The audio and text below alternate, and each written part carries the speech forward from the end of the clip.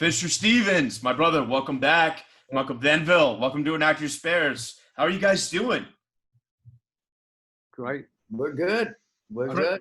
Crazy time to be alive, you know? We're not despairing. I think things are moving in a good direction. Yeah, I think there's really great hope, man, you know? And that's why I really wanted to have you guys on, because I love the film and We Go Green, now available on Hulu. And it was so cool to see you reteam with, Leo from Before the Flood, and now I had Malcolm. And I mean, it blew me away. Honestly, I remember when you did my show, Fisher, you told me you were going to Toronto for that, but I just kind of assumed that it was like it is an environmental doc, but I had no idea it had anything to do with racing. I didn't even know that existed. Either did I. Yeah. When it started, I had no idea it existed either. Malcolm, did you?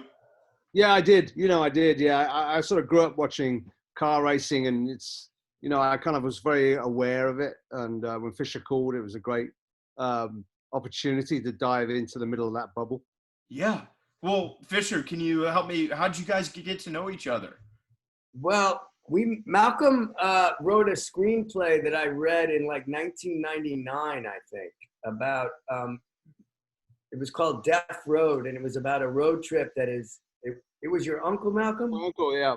His uncle took this incredible road trip right after World War II to try to lose his virginity with his buddies in Europe, and drove all through Europe, and it was a beautiful script. And Malcolm lived in London and came into New York to meet with us, and I tried to produce that movie, and it never got made, but we got to be really great friends and stayed friends. And Malcolm directed a movie that I was in called Henry's Crime with Keanu.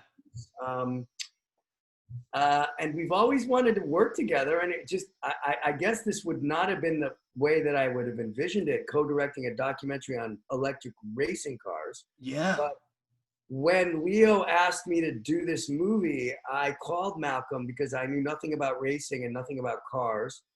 And I thought it might be interesting, if he was interested in it, that we do this together because of his background and my background. And I thought maybe together we could bring something unique to the project. So that's how it came about. So it was Leonardo DiCaprio that brought you to the introduction to Formula E? Yeah. Wow. I was in my editing room in Manhattan. I live in Brooklyn, and he's like, meet me at the track in Brooklyn.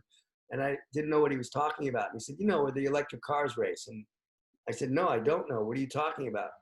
And I don't live very far from Red Hook, Brooklyn, where the race was. I just never. Oh, that's where it is. I live in Williamsburg. I was trying to figure it out. I was like, is that Greenpoint? But no. Williamsburg.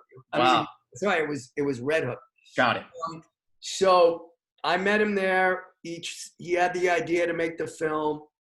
I wasn't sold. I met Alejandro. I thought he was amazing. But Alejandro said, why don't you come to Valencia and meet the drivers and check it out? And we flew to Valencia, and I said I wanted to bring Malcolm, and he flew Malcolm over. And when Malcolm and I met there and met the guys and met everyone, we thought, there's a cool movie here.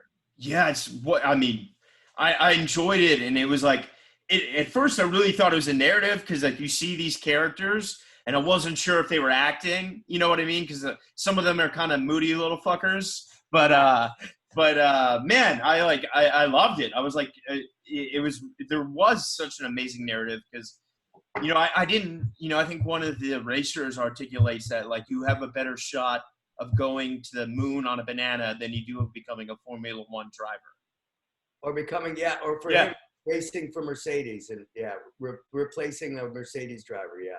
So before we dig in, can we kind of unpack the difference between Formula One and Formula E? And maybe explain what Formula E is to the audience that may has not watched the film yet? Malcolm, you're better at this. Well, Formula One's been going since 1950, and it's a very Eurocentric sport, and even though it operates on a global level. And these racing cars race around racetracks, and, there's a champion every season. Formula E is exactly the same, except they're electric cars, and the batteries are charged using aqua fuels. It's very green. It's the same thing. You race many seasons and you produce a champion.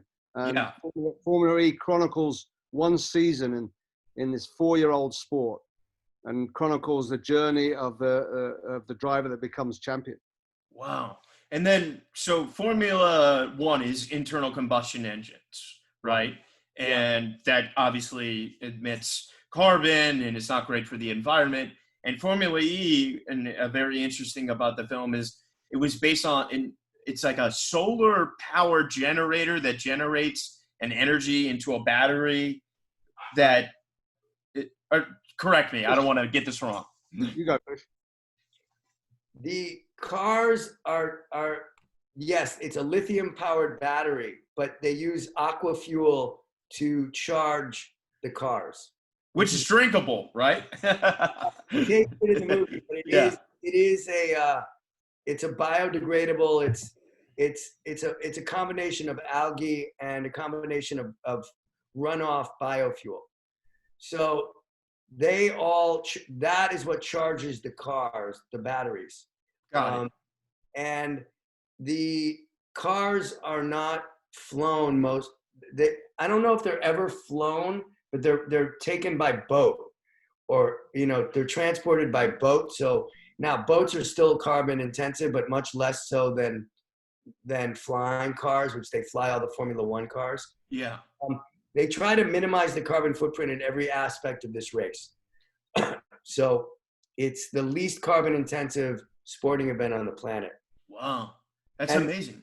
We chronicle the fourth season because in the fifth season, the idea that Alejandro had was during the fourth season and the first 4 seasons, there was no electric car that could go more than 30 minutes or more than 20 minutes without stopping. Yeah. And you can't replace the batteries. The batteries are 300 pounds or more.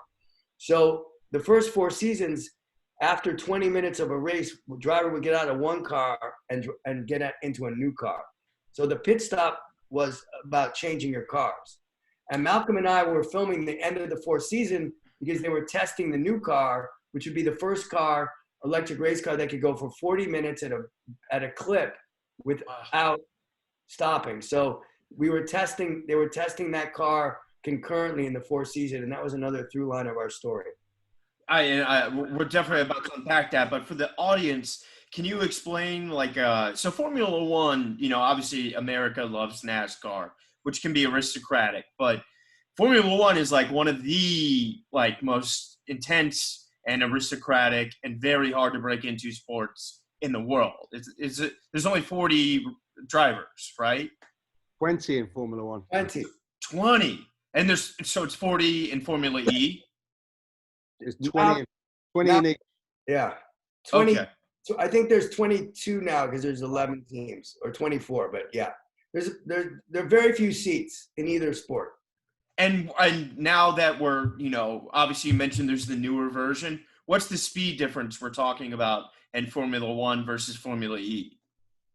Well, Formula One is way ahead on Formula E because they go on bigger tracks. They've got, they have more power. But Formula E, they do 175 miles an hour. But they could go faster. But it's a matter of energy. Yeah, you have to conserve it to make it through, right? And they race on city streets. They close down. The beauty of Formula E is they go to exciting cities like Paris. They shut down a section of the city and turn it into a racetrack. And you race amongst people's dwellings and around offices and monuments. It's pretty glamorous. Yeah, it seemed that way. And then I'm curious, when you guys started filming, did you have the idea to interview all the racers and kind of build the inner tensions between some of them? Or did that kind of reveal itself as you guys started filming? Well, you want to pick the most interesting character, like casting a movie. Like you said, you thought you were watching a feature. Yeah. So you want the most interesting characters. You want drama. Even if you can heighten it a little bit. We knew there were these 2 Brazilian drivers that couldn't stand each other from Brazil. They grew up together. Yeah. Lucas Degrassi and Nelson Piquet. So we definitely knew that was a great storyline. We got lucky with picking the Techeetah team, Jean-Eric Verne and Andre Lauderer at the beginning because they were an interesting team. There was a rookie who was 37 and his teammate who was his boss was 27, 10 years younger than him, arrogant, cocky guy. So we did try to cast it right. And otherwise we wanted to make a character piece. I mean, No, you totally did. That's what I got out of it. What was the other final racer? The one that had beef? Sam, was that his name? Sam Bird, yeah. Yeah. That was Sam was kind of our later. Sam started really coming up in the championship, and we had interviewed him early on, and he was a bit kind of stiff.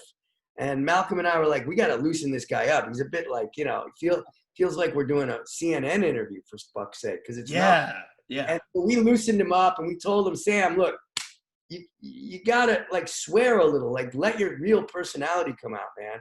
So we got lucky that we didn't really even know he had animosity toward Jeb till right, Max? Like we discovered that 6 weeks, 8 weeks into the racing. Because they were former teammates, correct? Yeah. Well, we knew they were teammates, but we didn't know that they really had a lot. Yeah. Wow. It's such a competitive sport, and what's the beauty of making this doc, what I learned from working with Fisher was you set out with this general idea of what direction you want to go in, but you've got to be able to pivot. You've got to be nimble enough to shift your tracks very quickly as the situation in the sport changes. One guy we were following, Felix Rosenquist, was hot, and then he just faded very quickly, and Sam came up, so we had to swing around and dig into Sam's world. Wow. And then break Sam a little bit to stop him speaking in generalities and make him talk about what makes him tick. Right, Fish? Yeah. No. And to be honest, Felix had no relationship with Jeb whatsoever. And Felix is also very cold and kind of Swedish. Yeah. And not the most charismatic dude. So we would have been we wouldn't have been in good shape, to be honest, if Felix had won the championship. I think this movie we would have had to change the movie, right, Malcolm? We would have had to make it about other things. I think Formula E is interesting because a lot of the drivers in Formula E are Formula One rejects. Yeah. They're drivers who have pissed off their management and got pushed out. So they've all got a fairly weighty chip on their shoulders and a lot of anger and resentment. So it's a redemption story for a lot of these drivers. Yeah, that's what I loved about it. The underdogs. Yes. And I'm curious, obviously, Fisher, you have such an iconic career as an actor, director, documentarian. Malcolm, a narrative director, short, building your way into documentaries. Was it hard to gain the trust of like what seems could be like a very, I don't know, put it politely, bureaucratic organization? Yeah. Let me just speak here first because it was difficult for me, but it was really interesting watching Fisher because Fish was able to kind of win the trust of the drivers. They're super withdrawn. They're very shy. They're like woodland creatures. They're very difficult to move close to. And Fish got into them and infiltrated them, and that for me was amazing to watch that. So that was a big component, I think. Yeah. How were you able to achieve that, Fisher? Was it just an individual trying to connect with them on the basic, most human to human level? Or was it kind of just getting, I don't know, maybe going to bars or dinners with them and talking about what you guys were planning to do? It was a combination of that and just kind of imagining what it would be like if I was them. Yeah. Try to put myself in their headspace. Yeah, I mean, it took time to gain their trust for sure. I think it helped that I was an actor and some of them had seen me and shit, so they didn't think I was some freako, and others just like, I just work them and try to hit my moments. But the other thing was that we really made it clear to Formula E that we were going to make the movie we wanted to make and they couldn't tell us what to shoot and what not to shoot. Wow. But Alejandro gave us a lot of access and Alejandro gave us a lot of trust. And he's the head of like Formula E? Yeah, it's kind of his baby. And basically the impetus for his creation of this sport was that he did work in Formula One, but he knew that was not no longer a sustainable method in the long term for, the environment and both just racing in general, and that this kind of going green element was integral to the sport. But he had the foresight to see it before Formula One, that becomes obsolete. Is that what did I say that? Would you say that's right? Yeah. Oh yeah, he's a visionary character. I mean, he's a really highly evolved human being. He's a politician. He was a member of the European Parliament. I mean, this guy knows how to play. He knows how to shut down a city. He knows how to bring money and bring players and bring sport excitement. I mean, I often think about the Fire Festival. A Formula E race in a city like Paris or London or New York is like 10 fire festivals. And Wow. they go like clockwork. They're really well organized and they're highly entertaining. I mean, he's a raconteur at the highest level, isn't he, Fish? Yeah, for sure. And he knows how to bring the party to wherever he goes. Yeah, he looks like a really cool dude to hang out with. We'll have to do Yeah. that. I miss him. It's a bummer we can't do publicity together because we're all in different countries. But it's I definitely miss him, and he saw the writing on the wall for Formula One, and Formula One, the viewership has gone down. Big time. That's what I've heard. Even the attendance at the races has gone down drastically. Well, it's an interesting story about Alejandro is that we were in Rome shooting, and Fish was saying to me like, "Oh, how do we know we're in Rome?" And then we turn on the TV one night, and there's Alejandro with the Pope blessing the car, and it was like, if there's a guy who can get you the Pope for your movie, it's Alejandro. God, what a hustler. I love that. And then I'm curious, Fisher, since Leo introduced you to the sport, did he already have a rapport with some of the drivers or not really? He was just a fan of watching it. No, he didn't know. No, just Wow. a fan. No. He was just into spreading the electric car message. Yeah, totally. Kind of moving his brand, putting his name on a movie where it's electric cars. I think that's kind of what was his interest. Doing another environmental film that he didn't have to be in very much. Selling it with sport. Yeah, I love that. That's beautiful. And so for the audience, basically every, at first I think it was like BMW and Audi and a few others were not quite yet in the sport. Is that? Yeah, Renault were in first. Yeah. And so then every team utilizes its own software to get the maximal benefit from the battery. And the driver has to learn to utilize it to, like, braking helps accumulate energy. Is that correct? Yeah, regenerative braking like your Toyota Prius has. Wow. It's very, yeah. But it's interesting. It's different from Formula One, Formula E, because the software engineers and it's a very, very it's just a very highly evolved tech game. And the drivers, there's much more pressure on the drivers when they're driving to manage energy. Whereas in a NASCAR or Formula One car, it's like they don't have any of those concerns. Yeah, because I remember seeing, like, maybe it was just one moment, but a driver ran out, right? And he couldn't compete anymore. It happens a lot. Yeah. You have to be able to gauge your energy, and even though you have your team and your earphones telling you, you have so and so.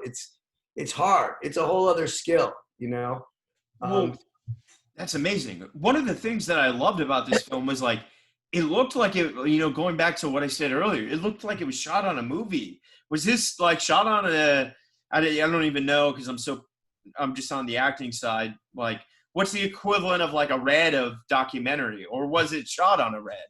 Because it's just, like, the quality is amazing. The cinematography is, like, you guys, like, the shots, I was just like, this is so cool.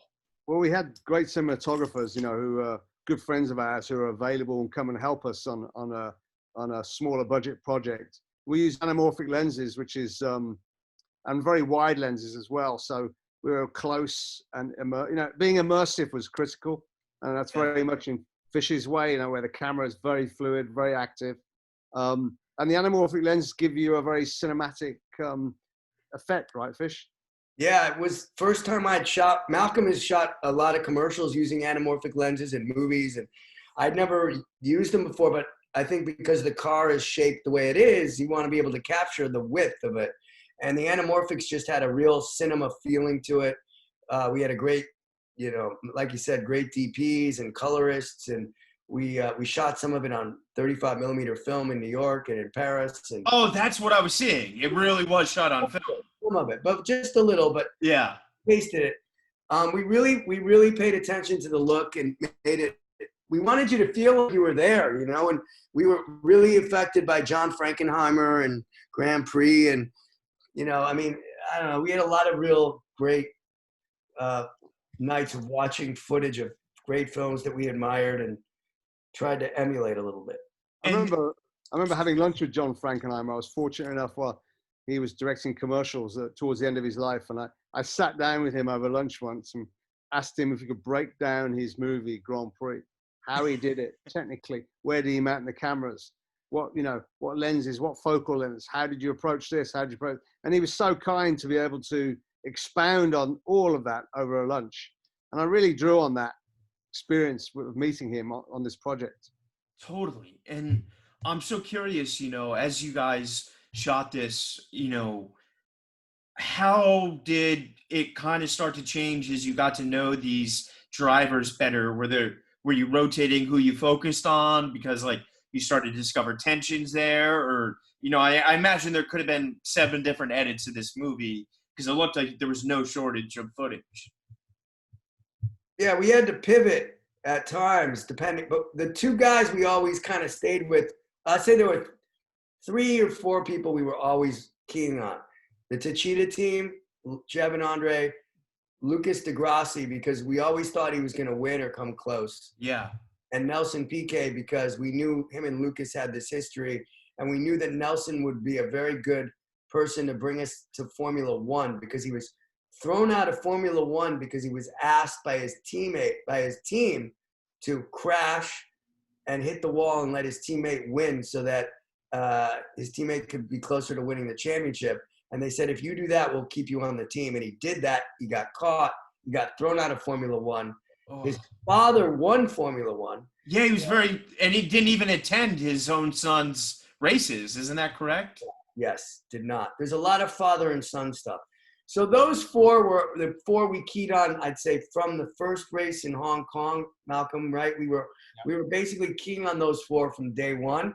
And then the others were more fluid, and, we were feeling, like we said with Sam Bird, we started with interviewing with him. It didn't go very far. And then we keyed on Felix because he was winning. And then it just, Felix went away and Sam came up, and like that. I think Fish, we spoke about this before. It's like casting a movie, or creating a screenplay. You're looking for conflict.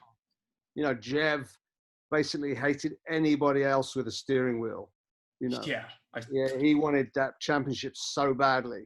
So we had that drive, and then we have the conflict between him and Sam. We're looking for all these conflicts and antagonists and protagonists, all the basic features of drama we're looking for. Yeah, well, you really achieved that. And I'm curious, one of the things I loved about it, obviously we had a very famous movie in America last year, Ford versus Ferrari, and that kind of exposed the Le Mans element. But one of the coolest things I thought about the film is, I don't know if this is how they, automatically film the sport for broadcast, but it was the GoPro shots, or seemingly GoPro, in the cars, and then being able to hear what the drivers were saying as some of them were trying to pass each other or crash and bumping the other one. Yeah, that was good stuff. We always wanted more of that. That was we couldn't control that because you can't mess with the cars during the race, because those are the FIA rules. Got it. Federación Internacional Automobile. So we were taking from the broadcast those, but Malcolm and I, we crave that stuff as much as possible. Yeah, because that POV kind of gives you, in the best sense of the term, that voyeuristic experience of being in that car. And yeah, they did eventually let us pick the drivers where the cameras were, because the cameras can only, right, Mark? They're only giving 3 cameras a race, right? Yes. Yeah. The problem is with their material, their TV broadcast, was they look down on the cars, which gives you a sense of who's in the lead and who's second, third, etc. Yeah. What we wanted to do is be much lower than that. And they were really helpful in getting us into some really sensitive parts of the track where we could get our cameras lower to get a more immersive, a more impactful angle. And for the viewers, because I didn't understand it, and I don't understand Formula One, but basically there's how many races in a season? There's 12 to 15. 12. It's not the same every year. And it's not a matter of 1, 2. It's an accumulation of points throughout the season, right? Yeah, there's a point system. So if you win first place, you get 25 points. Second place is 18. Third place is 15, and then it goes down. You also get points like if you're in the pole position, you get a point. If you have the fastest lap, you get a point. So it's very similar to Formula One, the point system. I think it's almost identical. And the positioning of the cars, they have to do a lap, like a trial lap, to decide who goes where at every race. Yeah, it's called qualifying. Qualifying. Yeah, much more articulate. That's amazing. That's so cool. No, that's the official name. Yeah, qualifying is pretty interesting because they just have one lap to prove their mettle, and it's a very highly charged lap, isn't it, Fish? Yeah, it's so important because if you qualify in the top 5, you have a much better chance of winning the race. Yeah. So, for sure, it's crucial. A driver has to be able to push the car to its limit, but there's so many corners he has to take, left, right, hairpins, that if he pushes it too much on one corner, he's cooked his whole lap and he finds himself at the back of the grid.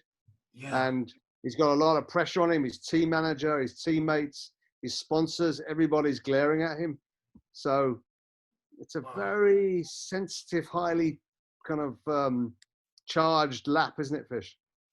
It's crucial, and they're very nervous, and it's a big deal, for sure. Amazing.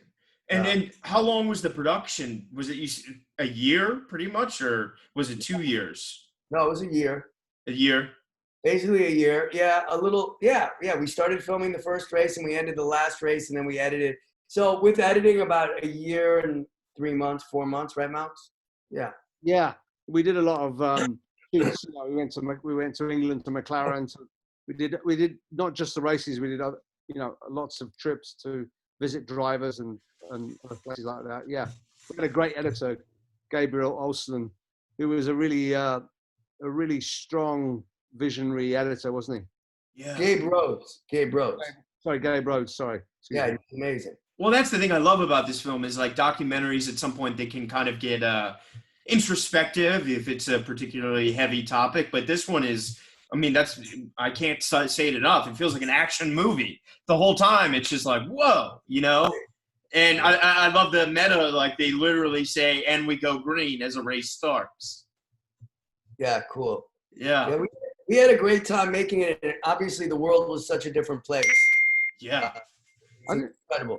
I think what's interesting about Formula E is that after coronavirus, it'd be really interesting to see what car manufacturers are doing. Because to build a gas-powered car, it has so many moving parts. Yeah, so much intense manufacture, whereas an electric car has very few moving parts. And I think it's gonna swing towards electric. Yeah, that's what it seems like, and that's what I want to ask. Fisher and Malcolm. I know you guys are righteous and environmentalists, as we all should be. What did you kind of take away from the sport? Like, do you think, and the answer may be no for a very long time, like, will those kind of batteries ever be able to utilize in boats or planes, or do you think it's still going to be a really long journey? Because Elon Musk had his battery company for a long time, but I think it went under, didn't it? Or no, it's Solar City. It's doing really well. Oh, it is great, and doing really well. No, it's just getting better. I happen to know, like, planes. They're testing planes right now, but like 6-passenger plane, 5, 6-passenger plane. Those planes are, the radius is from 50 to 250 miles. Not very much yet. Yeah. But the other thing is that boats are much. I think they're further advanced, but we're really far away from like jumbo jets. Being able to go to Paris to New York or something like that, carrying 300 passengers. I know that we're really far away from. But I did see that recently. There's a small passenger jet that's fully electric that's coming on the market, like a 10-seater. Wow. And what about something as simple as smartphones? I mean, I know they have solar powered chargers, but still, at the end of the day, you have to plug this into an electricity port. Do you think they'll be able to like have a phone that you can put in the sun and that'll create a battery for it? Or one thing we learned making Formula E, that there's a new battery chemical called graphene. It's in its infancy, but you can charge a car battery in 15 seconds. Wow. Yeah, and they're still working on it, That's moving really fast. That stuff. Yeah. Cars are moving super fast, and their prices are going to go down. Charging stations are. Look, the coronavirus, the fuel market collapsing. I think all this is great for electric cars and great for alternative energy. Yeah. And I if you guys don't mind, I would like to talk to you. I mean, it's a very heavy time in the world, and we need to be supporting Black Lives Matter and all those organizations. But let's start at COVID, the first crisis. How are you guys healing and dealing with the whole situation? I know you're in London, Malcolm, and Fisher. Are you back in New York?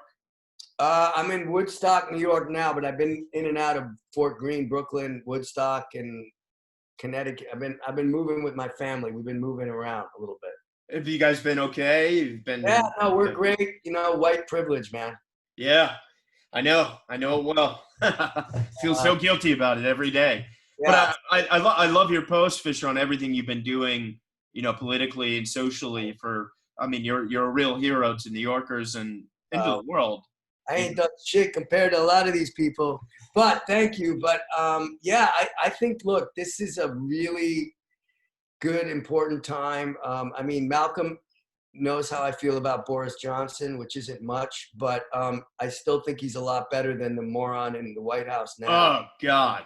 Actually, what's so frightening to me is Malcolm, I want to say, and give him a little kudos here too, is we finished making Formula E, and Leo's company and Radical Media, who we did Formula E with, approached me to work on this Ulysses S. Grant miniseries. And Malcolm's name came up, and I was like, why doesn't he direct it? And they were like, yes. And Malcolm directed it, and it's 6 hours on History Channel. It's broken all the History Channel records. It's a beautiful piece, and it's so scary when you think about what this country went through back then and how we're still dealing with the same problems of race, the same problems of bigotry. And, watching George Floyd's video, watching all these videos, it's incredible to me, that we're still dealing with it. And the Civil War wasn't that far off. So I just want to do a plug to watch Grant, which is a beautiful miniseries based on Ron Chernow's book. But we white people created this, and white people have to fix it too. Yeah, we have to step up. And I was quite surprised that the NFL finally came up and supported it, as they should have done. It's very convenient for him to do that now because the league is taking a hit. They have to play now for during Corona. And yes, I was surprised, and I'm glad finally. Yeah. And the Congress took a knee today. And, you look at Colin Kaepernick taking a knee, and then you look at that horrible officer putting his knee on George Floyd. And I don't know. I was the biggest Michael Jordan fan. And I don't know if you saw that documentary, but I was the biggest Michael Jordan fan. And then in 1990, I was also doing political work even back then. And there was a black candidate, Harvey Gantt, running for Senate against Jesse Helms, who was basically a KKK member. In the Senate. Yeah. And I remember Michael Jordan refused to back Harvey Gantt. And I became a Pippen fan through and throughout. Yeah, The Last Dance told us all, My friend and former guest, I should say, Devin Kincannon, edited that they got. So I had Devin on the show a few weeks or no, like 2 months ago, and they weren't going to release that till the fall. But once the season got canceled, they called Devin and they're like, "We need to turn this out now." And they spent the first like 3 weeks of quarantine working 24 hours editing that between like all 4 editors. So. Yeah, it was such a great thing. And Malcolm, I do want to talk to you about your experience because before we were recording, we spoke that you got to London. Can you talk a little bit about the situation over there and, the climate and how things are going? In England, it's a very different scene here. We're not part of a big human experiment, which is America. Yeah. It's a very, this is the old world, and racial problems are just not as evident in a day-to-day. We're just not as segregated as you guys. Yeah. And you have, I forgive me for being ignorant, but I know with the colonies, but do you guys have this fraud of a history with Black culture as America or no? Yeah, absolutely. I mean, obviously America was a colony of England. Yeah, true. The English have got so much guilt to suffer and to bear, for everything they did in Asia, for everything they did in Australia, for all the Aborigines they wiped out. I mean, where do I stop? Where do I begin? It's painful, but the white sins. Oof, God. The civil rights movement began in the Civil War, or just before the Civil War, and the Civil Rights War is still going on right now, and it's so evident, isn't it? You have to turn on the TV or your laptop. And Fisher and Malcolm and I were talking about this briefly before you came on, Fisher.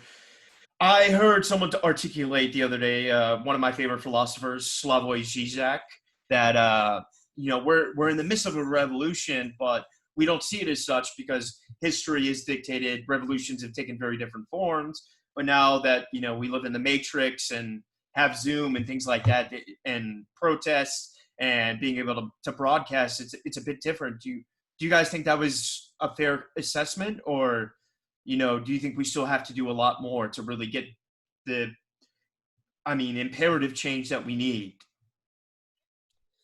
I think this is just the beginning because I don't know.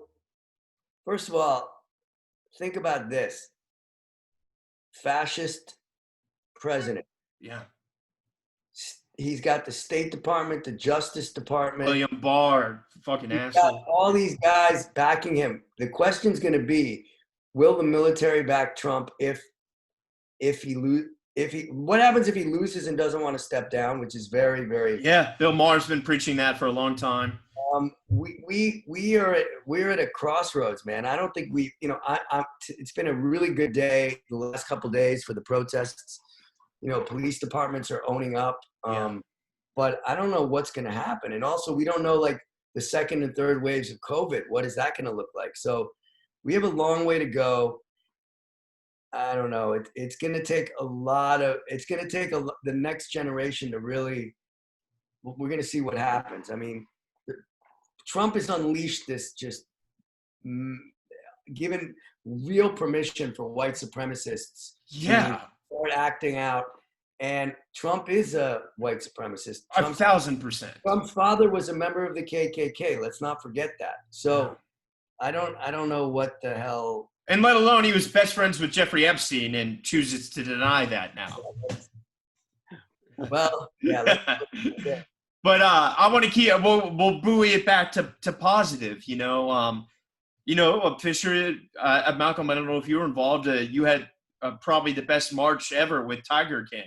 Did you see that being such a sensation, or do you think that was kind of right time? Everyone's at home and it was kind of escapism in a very odd sense. Well, yeah, the COVID made it a sensation for sure. It wouldn't have been. It would have been like a really cool, like, oh wow, did you see that? But it turned into a whole other thing, because we're all home. It's, to be honest, I think the best thing that happened for Black Lives Matters and for these protests is that we're all home, because people got nothing else to do. They can't go shopping, so they have to go. So they're like dealing with the problems finally. So I'm hoping, that there's a cure, there's a vaccine quickly, but in the short term, everybody's got to be smart. But at the same time, we got to keep putting the pressure on these governments, and especially our federal government, which is literally like, we're very close to,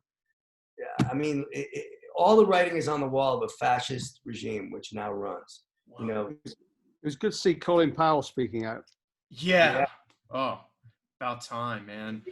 We need Mattis. It was good. Let's see what happens. Romney went and protested. I retweeted that today. Good. There's some positive steps, but like now we need more. It really has to this has to be just the beginning, Yeah, and the center really has to believe like, all right, this guy's out of control. He wants a dictatorship, like this is not a way to run the country. He's abusing every law to its utmost extreme and declaring war on American citizens. But I do want to get back to the film and be positive. I'm curious, because as this podcast has grown a bigger and bigger audience, I get so many people that reach out to me and, ask questions that I should be asking filmmakers. And I want to ask you, Malcolm and Fisher, you both have such iconic careers. Can you talk to me about the decision to go the festival route with this film? Well, you always want to go festivals and then hopefully sell it. It just became unfortunate that we sold it and all this, had time to release it, and this was our release date. So you never know, but I still think everything happens for a reason. So we're going to be fine. And, we were lucky. We played a bunch of great festivals, Toronto, and we were supposed to be at South by. And yeah. Oh, man. So it all works out. And, we sold this at a festival kind of thing. So here we are. But That's we're amazing. happy with it. Yeah, it's a wonderful film, and I'm so grateful that you guys enlighten a sector of racing that I just, I've never been into that thing, but it's incredible, and especially the way it ties into the way the environment needs to head. And, parting few questions for you guys, Fisher, Malcolm, what's going on next for you? Fisher, last time we spoke, you were about to do a movie with our mutual friend Dean Winters. When's that going to come out? I don't know, but it's coming out, and we finished it with Justin Timberlake and Dean, and it came out great, and I'm excited, and there'll be a release. You'll be able to read about it soon. That was the one you shot in Oklahoma, right? No, in New Orleans, Louisiana. In Louisiana, okay. Not New Orleans, in Louisiana, yeah. And Malcolm, how about you? What's next for you? Grant just came out last week, so I'm just done wrapping that up.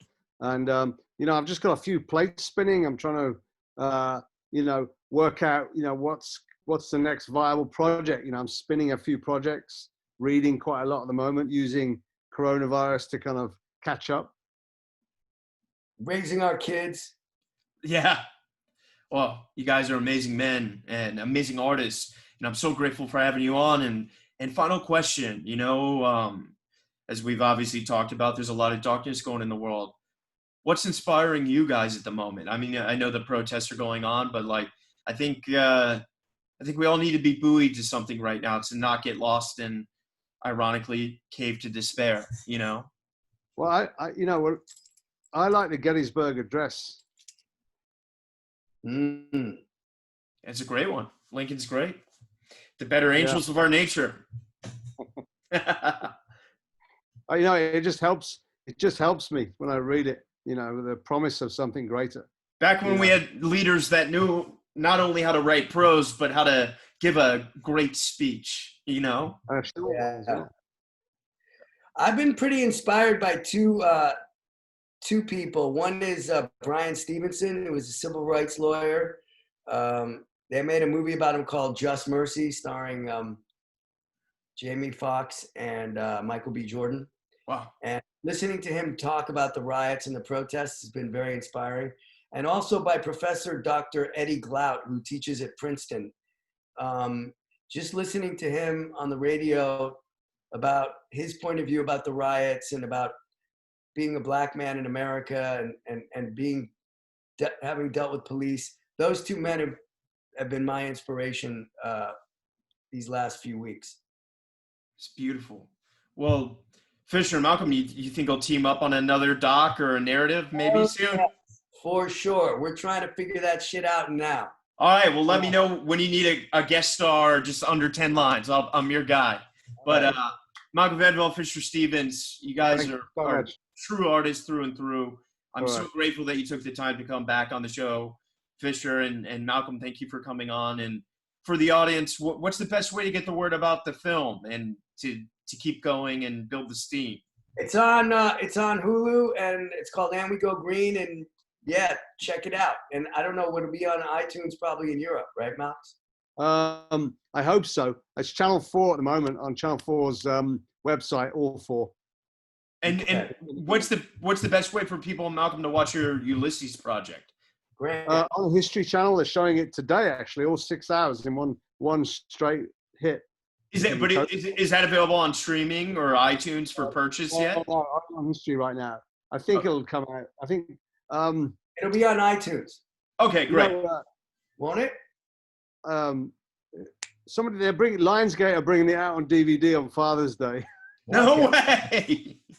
Awesome. Well, guys, thank you so much. I love you guys so much. Let's do this again next project. And I got so much love for you guys. And take care of your families and stay positive. All right.